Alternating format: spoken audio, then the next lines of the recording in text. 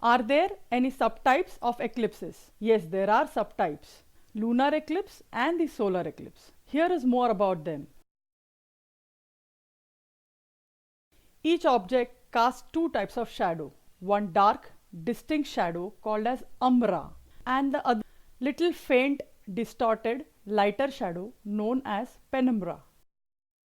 When the moon passes completely through this umbra of the earth, it is called as total lunar eclipse. When it passes partially through the dark shadow, that is the umbra, it is known as partial lunar eclipse.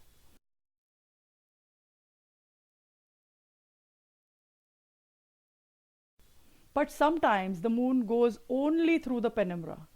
This kind of When the moon travels in between the earth and the sun, sometimes the moon's shadow falls on the earth. From umbra of the moon, the sun appears totally covered, which is called as the total solar eclipse.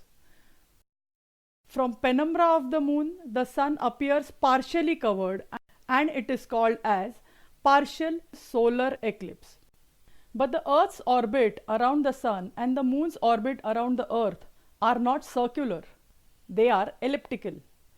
These causes apparent sizes of the sun and the moon to change slightly.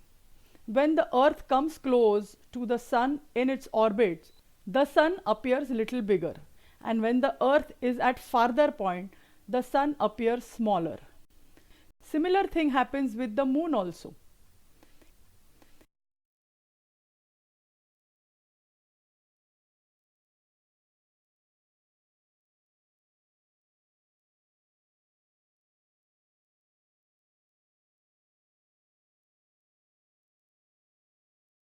In situation that the earth is near the sun and the moon farther in its orbit, the moon's shadow doesn't reach earth's surface.